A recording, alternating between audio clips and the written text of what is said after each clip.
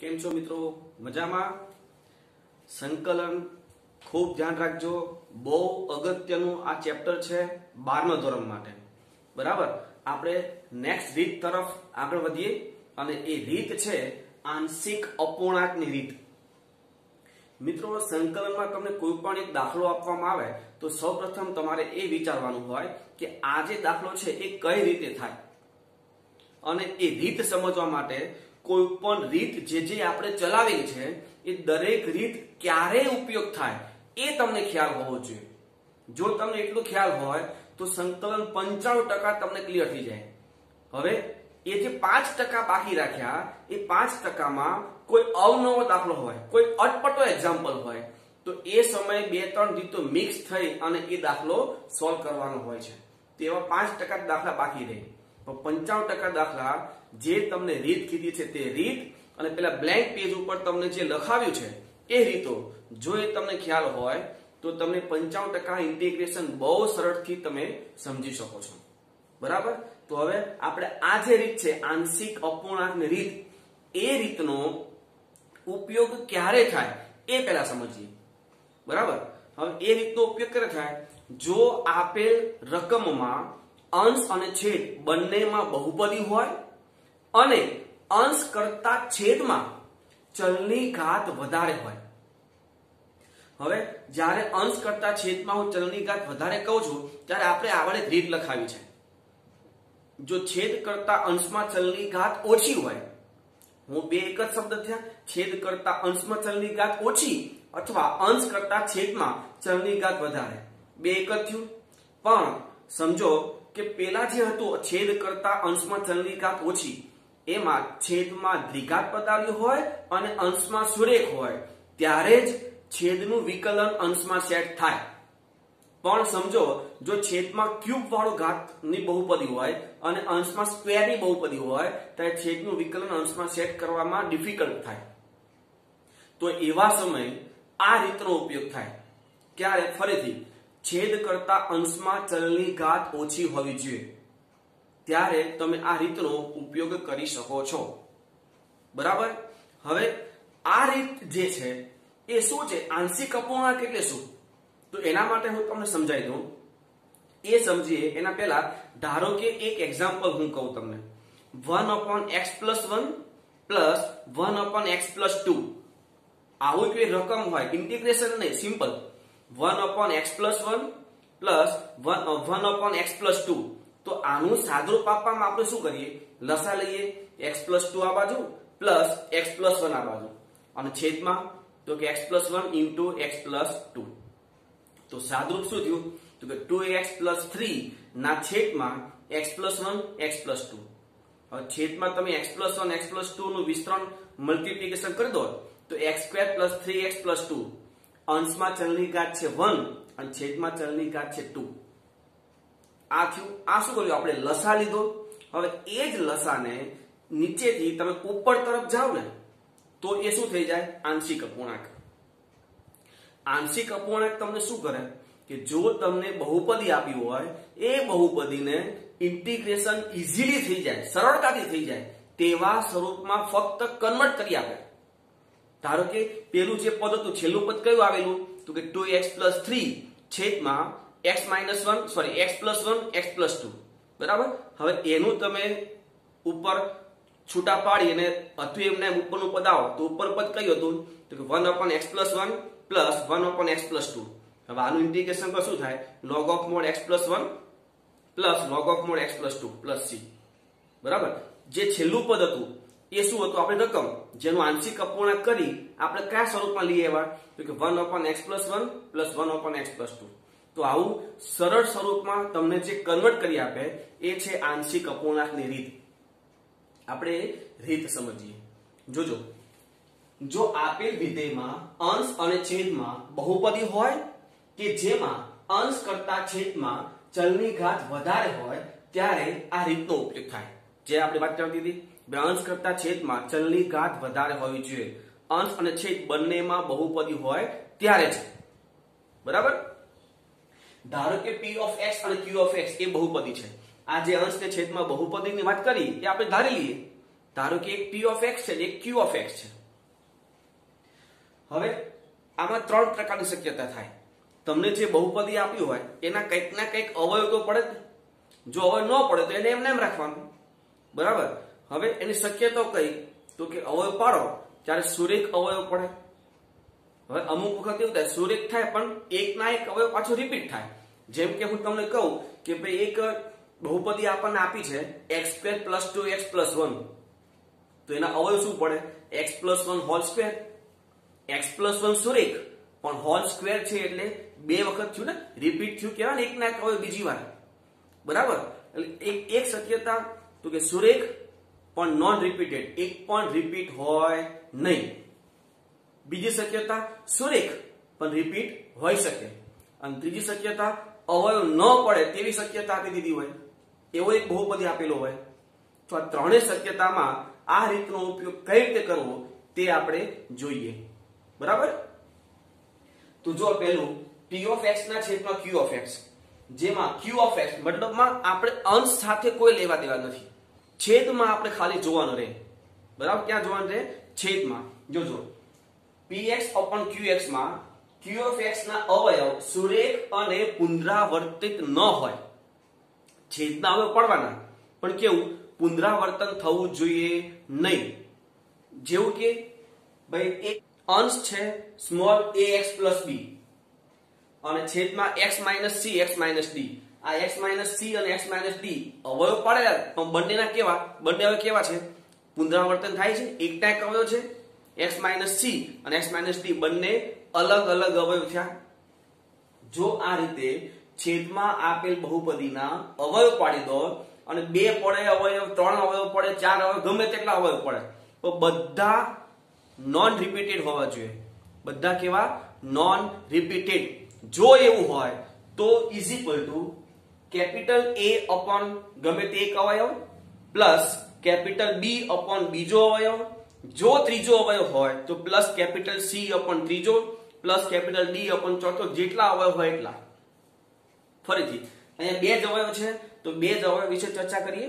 Equal to capital A ગમે તે એક અવયવ. એવું જરૂર નથી કે x - c જ લખવું, પણ ગમે તે એક plus capital B x - d એટલે બીજો અવયવ. આ રીતે લખી દેવાનું. હવે આના પછી શું કરવાનું એ આપણે એક્ઝામ્પલમાં જોઈ લઈશું. ખબર પડી? જો છેદના અવયવ પાડતા સુરેખ અને પુનરાવર્તિત ન હોય ત્યારે આ રીતનો ઉપયોગ કરવાનો. ક્લિયર? હવે બીજી રીત જોઈએ. px/qx માં qx ના અવયવ સુરેખ તો હોય પરંતુ કેવું? પુનરાવર્તિત હોય, રિપીટ થતો હોય. એક અવયવ બીજી વખત રિપીટ થતો હોય ત્યારે શું કરવું? જો હવે રિપીટમાં બે વખત પણ રિપીટ થાય, ત્રણ વખત પણ રિપીટ થાય, ચાર વખત પણ રિપીટ થાય, ગમે તેટલી વખત રિપીટ થાય. તો એવા સમયે શું કહું? જોજો. તો એક ઉદાહરણ છે અહીંયા ax + b x - c whole square. Whole square મતલબમાં શું? તો કે x - c બે વખત રિપીટ થયું તો x - c હોલ સ્ક્વેર અને x - d. હવે x - d એ પોતે સુરેખ પણ x - d તો એક વખત છે. રિપીટેડ કયું છે? x - c. કેટલી વખત? તો કે બે વખત. હવે જોજો બે વખત રિપીટ હોય તો શું કરવાનું? તો કે કેપિટલ A પહેલા એક વાર x - c plus capital B x - c નો સ્ક્વેર. બે વખત રિપીટ હોય તો પહેલા શું કરવાનું? કેપિટલ A એક વાર પ્લસ કેપિટલ B સ્ક્વેર.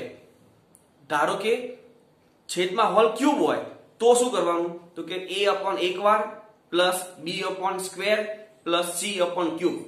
ધારો કે છેદમાં ⁴ હોય તો શું કરવાનું? A એક વાર plus B square plus C cube plus D 4. મતલબમાં ચડતા ક્રમમાં જેટલી વખત રિપીટ થયું હોય એટલી વખત આપણે એ વસ્તુ લખવાનું. બરાબર છે? એટલે આનું કામ થઈ ગયું x - c હોલ સ્ક્વેર નું. હવે x - d. x - d તો સુરેખ અને નોન રિપીટેડ છે તો એમાં શું કરવાનું? a અને b આવી ગયો છે તો કેપિટલ C x - d. આ કેપિટલ C છે અને આ સ્મોલ c. ખબર પડી ગઈ? રિપીટેડ હોય તો ચડતા ક્રમમાં જવાનું, નોન રિપીટેડ હોય તો એક જ વખત. હવે ત્રીજી શક્યતા px/qx માં qx ના અવયવ સુરેખ ન હોય. હવે સુરેખ ન હોય તો એ શું હોય? તો કે દ્વિઘાત હોય કે ત્રિઘાત હોય. બરાબર છે, આપણે દ્વિઘાત સમજીને આગળ વધીએ છીએ. જોજો તો સ્મોલ ax પ્લસ b છેદમાં x square plus c into x minus d. હવે આ સુરેખ નથી, દ્વિઘાત છે. જો દ્વિઘાત હોય તો એના ઉપર સુરેખ પદાવલી સેટ કરવાની. જો છેદમાં ત્રિઘાત હોય, જેના અવયવ ન પડતા હોય, ત્રિઘાત હોય અને અવયવ ન પડતા હોય, તો અંશમાં શું સેટ કરવાનું? સ્ક્વેર વાળું પદ. બરાબર છે. કઈ રીતે? જો પેલા આમાં સમજી લઈએ. તો આ જે છે x સ્ક્વેર પ્લસ c, તો ઉપર મારે સુરેખ પદ સેટ કરવું પડશે. તો સુરેખ પદ કેવી લેવાય? ax plus b, capital ax plus capital b છેદમાં એ દ્વિઘાત પદાવલી એટલે કે x સ્ક્વેર પ્લસ c. ધારો કે અહીંયા ત્રિઘાત હોય એટલે કે x ક્યુબ પ્લસ c હોય, તો ઉપર શું ત્યાં સેટ કરવાનું? Capital ax square plus capital bx plus capital c. આ રીતે એક ઘાત ઓછી કરી પદાવલી સેટ કરી દેવાની. ક્લિયર? તો હવે આનું x માઇનસ d સુરેખ નોન રિપીટેડ, મતલબ શું કરવાનું? તો કે capital c upon x minus d. હવે આ પદ જે છે એના પછી શું કરવું એ આપણે સંકલનમાં જોઈ લઈશું. તો આ રીત તમને ખબર પડી, ક્યારે આ રીત કરવાની અને કઈ રીતે આ ભાગ પાડવાના. સુરેખ હોય તો શું કરવાનું, સુરેખ અને રિપીટેડ હોય ત્યારે શું કરવાનું, અને સુરેખ ન હોય ત્યારે શું કરવાનું. આ ત્રણ જગ્યાએ શું કરવાનું એ તમને ખ્યાલ હોવો જોઈએ. બરાબર? તો હવે આપણે એક્ઝામ્પલ તરફ આગળ વધીએ. જોજો અહીં એક દાખલો છે, ઇન્ટિગ્રેશન x² + 4x - 1 છેદમાં x³ - x. તો અંશ ને છેદમાં px ને qx છે. તો અંશ એમને એમ રાખવાનો, છેદના અવયવ પાડો ખાલી. તો છેદમાં તમે જોઈ લો x કોમન આવે, પછી શું વધે ત્યાં? તો કે x² - 1 એના હજી અવયવ પડી જાય. તો અંશ એમના એમ છેદમાં x, x - 1 અને x + 1 dx. છેદના અવયવ પડી જાય પછી સમીકરણ નંબર 1 આપી દો, કારણ કે એ આ થઈ ગયું.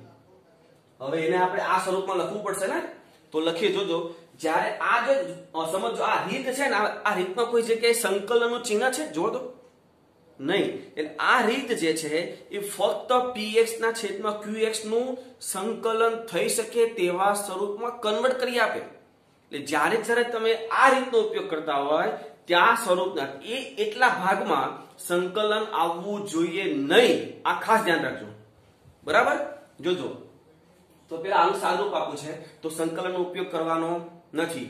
તો x² + 4x - 1 છેદમાં x, x - 1, x + 1. હવે છેદમાં ત્રણ અવયવ છે, સુરેખ છે તો કે આ. એમાં કોઈ પણ અવયવ રિપીટ થયો છે? તો કે ના. રિપીટ ન થયો હોય તો શું કરવાનું? તો કેપિટલ a અપોન એક અવયવ મેં લખ્યો છે x, plus capital b upon બીજો અવયવ મેં લખ્યો છે x - 1, plus capital c upon ત્રીજો અવયવ મેં લખ્યો છે x + 1. આટલું થઈ ગયું. હવે આનો લસા લઈ લેવાનો. તો લસા શું થાય? જોજો x² + 4x - 1 = a * x - 1 x + 1 plus b * x + 1 plus c * x - 1. આ ફક્ત શું થયું? લસા. હવે મારે capital A, capital B, capital C ની કિંમત મેળવવી છે. હવે આ જે લસા છે એમાં x ની કિંમત વારાફરતી આપણે લઈએ, ગમે તે લઈ શકાય. ધારો કે x = એક વખત 10 લો, એક વખત 15 લો, એક વખત 20 લો, આવી કોઈ પણ કિંમત લો. બરાબર? પણ હું શું કરું? જે મને સૌથી સરળ પડે, સૌથી ઈઝી પડે એ કિંમતો હું લઈશ. આમાં તમે જુઓ, આ તમે જોશો એમાં એક વખત x છે ગુણાકારમાં, એક વખત x - 1 છે અને એક વખત x + 1 છે. તો હું એક કામ કરું, એક વખત x = 0 લઈ લઉં. x = 0 લેતા આ થશે -1, અહીંયા a, આ થશે -1, આ થશે +1. x ની જગ્યા ઉપર 0 લઈ લેવાનું. બરાબર? ફરી જોજો, x ની જગ્યા પર 0 લીધું, આ 0, આ 0, આ -1 એટલે -1 = a. આ થશે x ની જગ્યાએ 0 એટલે -1, અહીંયા x ની જગ્યાએ 0 એટલે +1. અહીંયા x ગુણાકારમાં છે, આ ભાગ આખો 0, અહીંયા x ગુણાકારમાં છે એટલે આ ભાગ 0. એટલે b અને c વાળો ભાગ તો જતો રહ્યો. હવે ખાલી a વાળો ભાગ વધ્યો છે. આ એમાં સાદરૂપ આપી દઈએ તો આ -1 અને -a, મતલબમાં a = 1. x ની કિંમત 0 લેતા a મળી ગયું. હવે x ની કિંમત આપણે 1 લઈએ તો x ની કિંમત 1 લે, અહીંયા શું થાય? જુઓ 1 + 4 - 1 ઇઝ ઇક્વલ ટુ અહીંયા x ઇક્વલ ટુ 1 મૂકશો એટલે 0 થઈ જાય. અહીંયા x ઇક્વલ ટુ 1 મૂક્યું તો b ઇન્ટુ 1 ઇન્ટુ 2. અહીંયા x ઇક્વલ ટુ 1 મૂકશો તો 0 થઈ જશે. તો આ સાદું શું થાય? જો 1 1 કેન્સલ, આ 4 અને આ 2b, મતલબ b બરાબર 2. હવે x ઇક્વલ ટુ -1 લઈએ. જો -1 લઈએ શું થાય? આ 1 -4 -1 ઇઝ ઇક્વલ ટુ અહીંયા મૂકશો તો a વાળો ભાગ 0, અહીંયા મૂકશો x ની કિંમત -1 તો b વાળો ભાગ 0, c વાળા પદમાં મૂકીએ તો c આ -1 ને આ -2 તો આ 1 1 કેન્સલ, -4 અને આ 2c, મતલબ c ઇઝ ઇક્વલ ટુ -2. હવે તમને એવો પ્રશ્ન થવો જોઈએ કે અહીંયા કેમ x ની કિંમત 0 1 અને -1 લીધું? તમે ધારો કે x ની કિંમત 1 2 અને 3 લેશો તો શું થશે? a b અને c વાળા 3 સમીકરણ મળશે. તો એ 3 સમીકરણ તમે સોલ્વ કરશો તો a b અને c ની કિંમત તો આ જ આવવાની છે. હવે આપણને ખબર કેમ પડે કે આપણે x ની કિંમત એક વખત 0, એક વખત 1 અને એક વખત -1 લેવાના છે? તો આપણા અવયવ કયા પડ્યા છે? છેદમાં અવયવ કયા પડ્યા છે? તો કે x, x - 1 અને x + 1. તો છેદમાં જે અવયવ પડ્યા છે ઇક્વલ ટુ 0 લઈ લો. જો x, x - 1 અને x + 1 ઇક્વલ ટુ 0 લઈએ તો x ની કઈ કઈ કિંમતો આવે? તો કે x બરાબર 0, બીજું x ઇક્વલ ટુ 1, ત્રીજું x ઇક્વલ ટુ -1. તો એ ત્રણેય કિંમત વારાફરતી તમે જો લેશો તો તમને a b અને c મળી જ જાય. બરાબર? આ a b અને c ની કિંમત મળી ગઈ. હવે જોજો આ a b અને c ની કિંમત હું આમાં મૂકી દઉં તો આના બરાબર આ થશે. થાય ને? હું આમાં આ તો છે જ, આના બરાબર આ છે જ. હું a b અને c આમાં મૂકી દઉં. બરાબર? તો આ પદ કયું થયું? યાદ કરો મેં કીધું પેલું લસા વાળું પદ. છેદમાં જે છેલ્લો પદ હતું તે આ છે અને ઊંધું ચાલતા ચાલતા ઉપર આવો તે આ પદ આવી જાય જેમાં a b અને c ની કિંમત મૂકવાની છે. બરાબર? હવે આ જે પદ છે એ તો આપણી રકમ છે. તો હું અહીંયા મતલબ ઇન્ટિગ્રેશન પછી આ જે પદ છે એ જગ્યાએ હું આ લખી શકું ને, અને એમાં હું શું કરીશ કે એમાં a b અને c ની કિંમત મૂકી દઈશ. તો જોજો સમીકરણ 1 પરથી ઇન્ટિગ્રેશન. હવે આ જે રકમ છે આ રકમ એની જગ્યા ઉપર આ ભાગ જો ઇન્ટિગ્રેશન a એટલે 1 એટલે 1/x પ્લસ b એટલે 2 તો કે 2/x plus x - 1 plus c એટલે -2 છે તો -2/x + 1. હવે આ ઇન્ટિગ્રેશન ધારો કે ન હોય, આ ત્રણ પદનું તમે સાદરૂપ આપો ને, મતલબ લસા લઈને તમે સાદરૂપ આપો ને તો એ આ જ આવી જાય, મતલબ માં આવશે. તો આ શું થયું? અહીંયા સુધીનો ભાગ, અહીંયા સુધીનો ભાગ. ઇન્ટિગ્રેશન ન હોય તો આંશિક અપૂર્ણાંક કેવા આપ્યું? આંશિક અપૂર્ણાંક એ તમને કેવા સ્વરૂપમાં કન્વર્ટ કરી આપ્યું કે આ પદ બધા એવા છે કે બહુ સિમ્પલ રીતે અને એક જ સ્ટેપમાં સંકલન પૂરું થઈ જાય. જોઈ લો, આનું થશે log of mod x plus 2 log of mod x minus 1 minus 2 log of mod x plus 1 plus c. બરાબર? જો MCQ હોય તો અહીંયા જે તમે સાદરૂપ આપી શકો, આમાંથી 2 કોમન લઈ લો તો શું થાય? તો કે log of mod x minus 1 minus log of mod x plus 1. બે log ની બાદબાકી એટલે ભાગાકાર, log of mod x minus 1 ના છેદમાં x plus 1 થઈ શકે ને? બરાબર? એટલે હજી તમે આગળ જોતા જાઓ, સમજતા જાઓ. રીત બહુ ક્લિયર છે, બહુ સિમ્પલ છે. જોઈએ આગળ જુઓ. Integration 3x + 2 x - 1 x - 2 x - 3. એ તો સૌથી સિમ્પલ. તમને છેદમાં અવયવ પાડેલા આપેલા છે, 3 કાઉન્સ છે, એ 3 કાઉન્સમાં મલ્ટીપ્લાય કરું તો છેદમાં મહત્તમ ઘાત શું આવશે? તો કે ક્યુબ. આનું ઉપર તો શું એક છે એટલે આંશિક અપૂર્ણાંક રીતનો ઉપયોગ તમે કરી શકો છો. અહીંયા તો છેદમાં અવયવ પાડેલા આપેલા છે તો હું એને સમીકરણ નંબર 1 અહીંયા જ આપી દો, રકમને જ આપી દો. હવે આંશિક અપૂર્ણાંક તરફ જઈએ તો ઇન્ટિગ્રેશન સિવાયનો જે ભાગ છે તે લઈ લો. 3x + 2 છેદમાં x - 1 x - 2 x - 3. હવે આ બાજુ લખવું હોય તો જો તમને અવયવ કેટલા છે? તો કે 3. 3 સુરેખ, 3 નોન રિપીટેડ, સુરેખ અને નોન રિપીટેડ છે. તો શું કરવાનું? તો કે a/ એક વાર મતલબમાં એક અવયવ પ્લસ b/ બીજો અવયવ પ્લસ c/ ત્રીજો અવયવ મતલબમાં a/x - 1 plus b/x - 2 plus c/x - 3. હવે તો કે લસા, તો લસા એટલે શું થાય? 3x + 2 = a * x - 2 x - 3 plus b * x - 1 x - 3 plus c * x - 1 x - 2. હવે બોલો તો x ની કિંમત કઈ કઈ આપણે લઈ શકીએ જેથી આપણને a b અને c ની કિંમત મળે અને સૌથી સિમ્પલ મળે.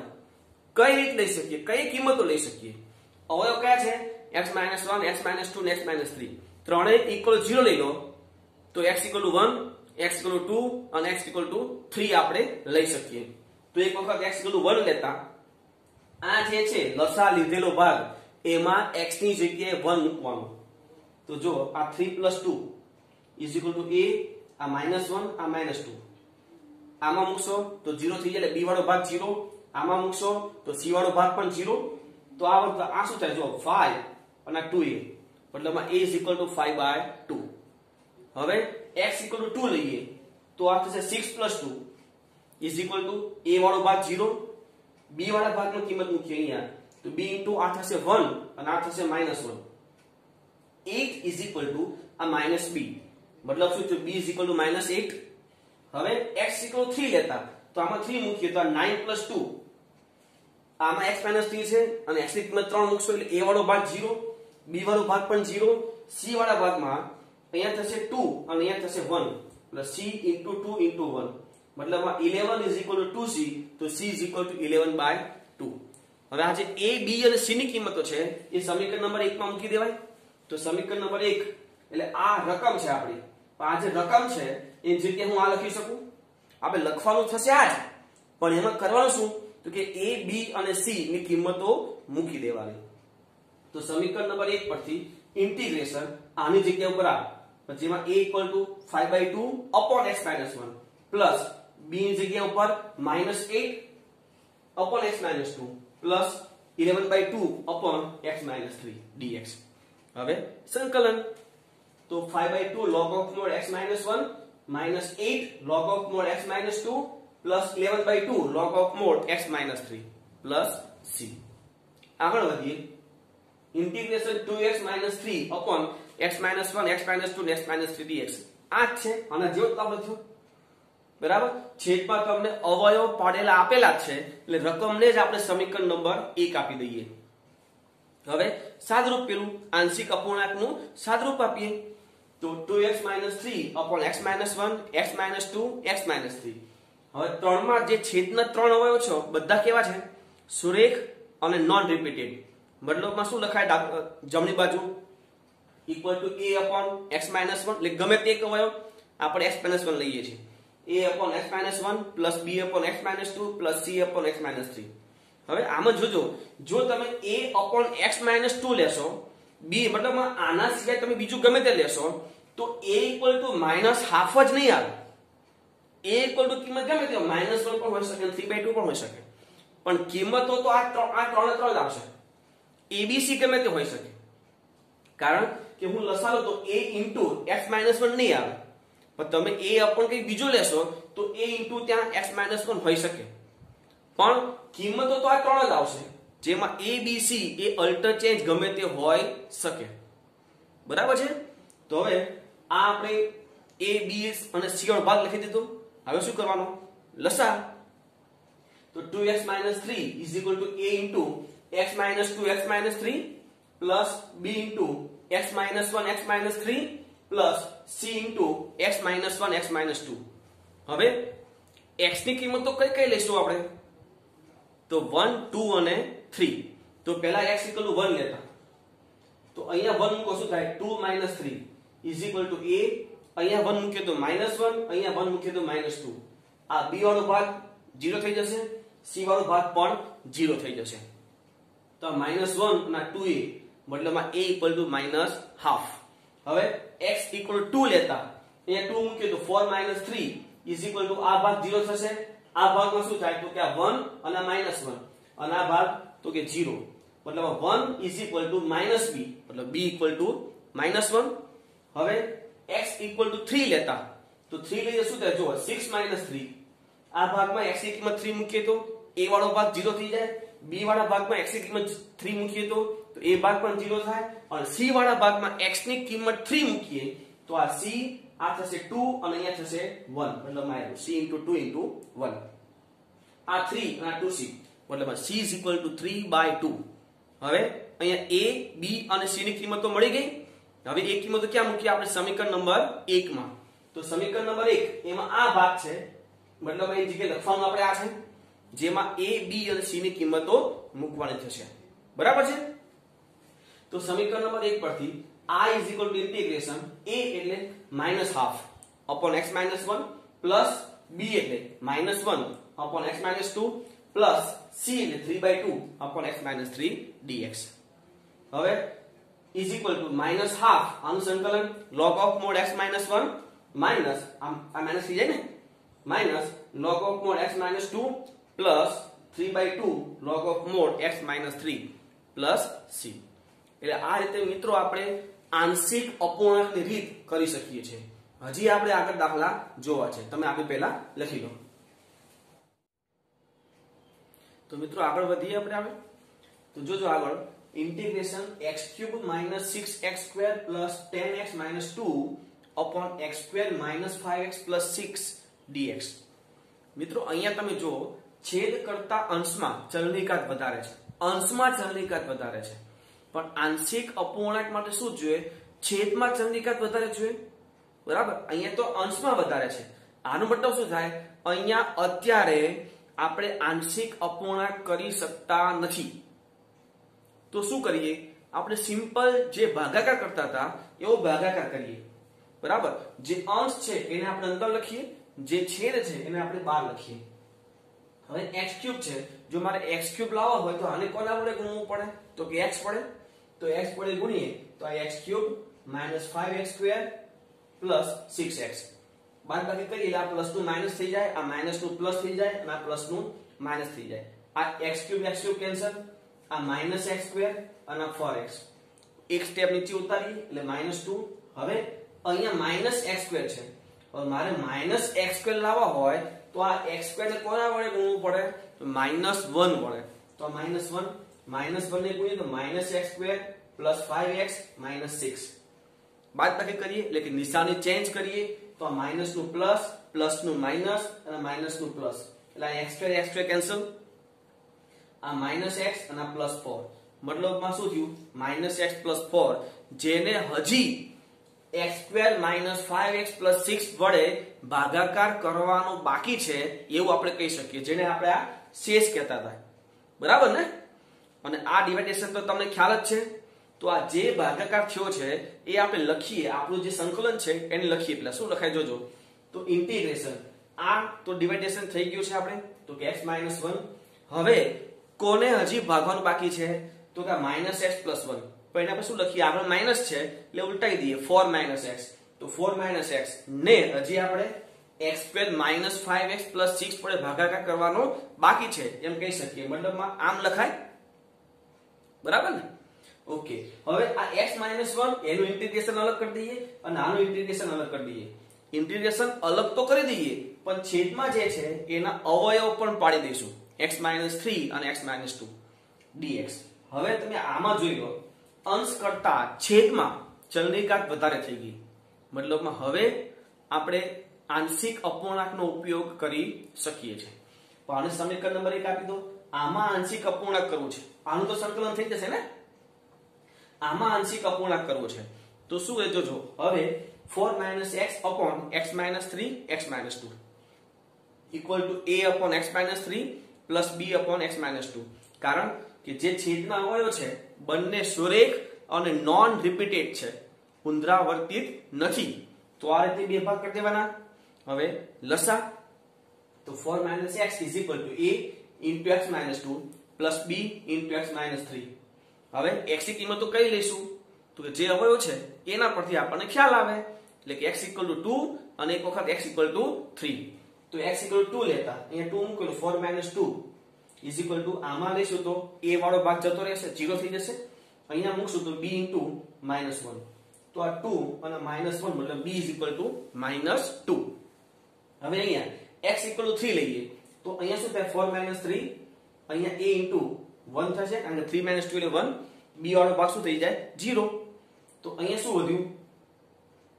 આ 1 અને આ a, મતલબ a is equal to 1. a અને b બંને કિંમતો મળી ગઈ.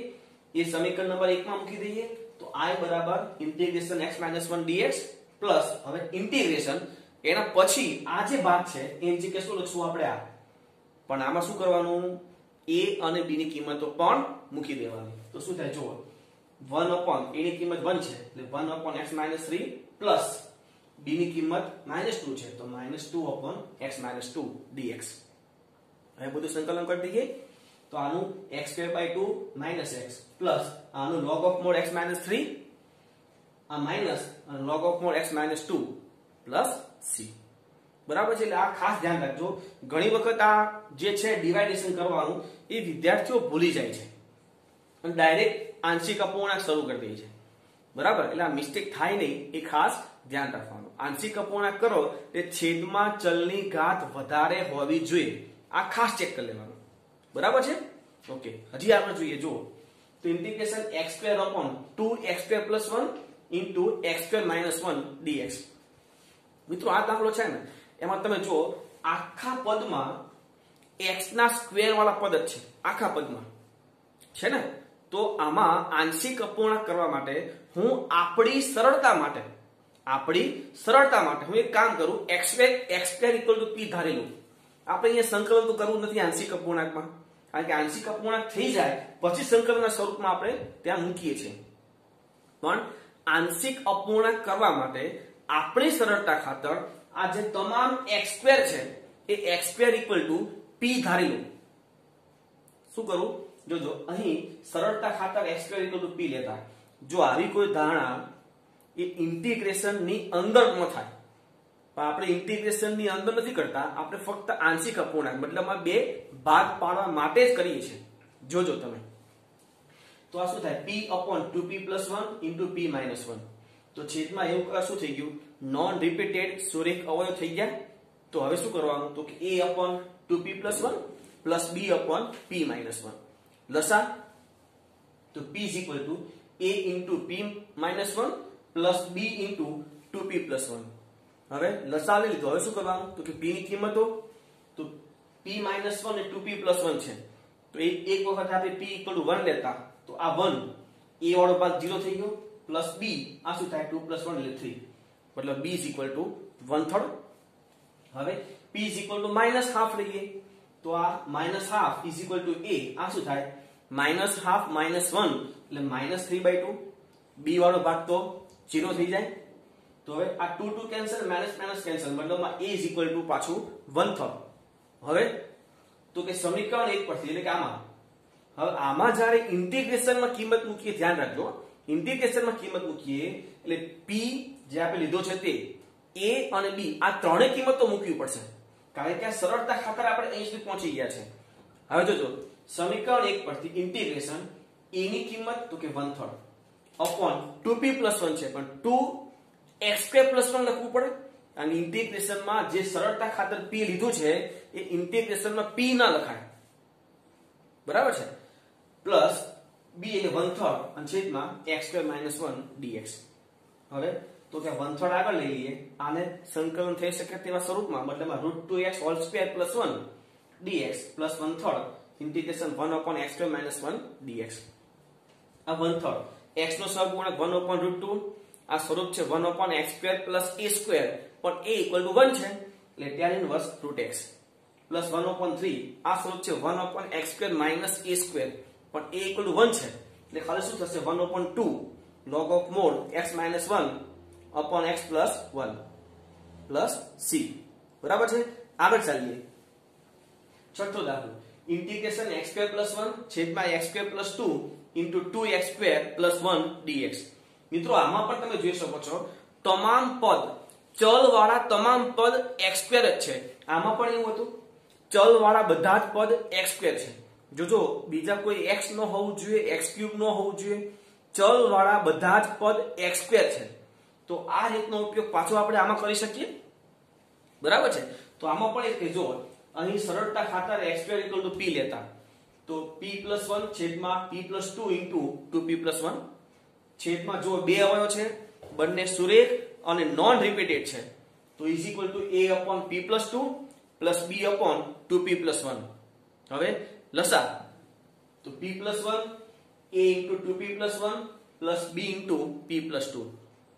હવે p ની કિંમત તો p ની કિંમત એક વખત આપણે -2 લઈએ તો આ -2 + 1 = a, આ -4 + 1 b વાળો ભાગ શું થશે 0, તો આ -1 આ -3a, minus minus cancel, a = 1/3. હવે p = -half, તો આ -half + 1 આ ભાગ 0 થઈ જાય પ્લસ b * half + 1, આ થશે half અને આ થશે b * 3/2, આ 2 2 કેન્સલ, b = ફરી 1/3. તો આ a, b અને p બધી કિંમત આપણે સમીકરણ નંબર 1 માં મૂકી દઈએ તો સમીકરણ 1 પરથી ઇન્ટિગ્રેશન 1/3 છેદમાં x² + 2, p ની કિંમત પણ મૂકવાની ને, પ્લસ 1/3 છેદમાં 2x² + 1, જોઈ લો dx. હવે ઇન્ટિગ્રેશન અલગ અલગ આપો અને સંકલન કરી શકીએ તેવા સ્વરૂપમાં કન્વર્ટ કરીએ તો 1/3 ઇન્ટિગ્રેશન dx ના છેદમાં x² + √2² પ્લસ 1/3 ઇન્ટિગ્રેશન dx ના છેદમાં √2x² + 1, તો આ શું થાય 1/3 આ 1/a tan 1x થાય ને સૂત્રનું, તો 1/√2 tan 1x/√2 પ્લસ આ 1/3. હવે અહીંયા પણ સૂત્ર જ આવશે પણ a = 1 છે પણ અહીંયા x નો સહગુણક √2 છે, તો શું થાય 1/3 * 1/√2 tan 1 √2x + c. બરાબર છે, લખી લો.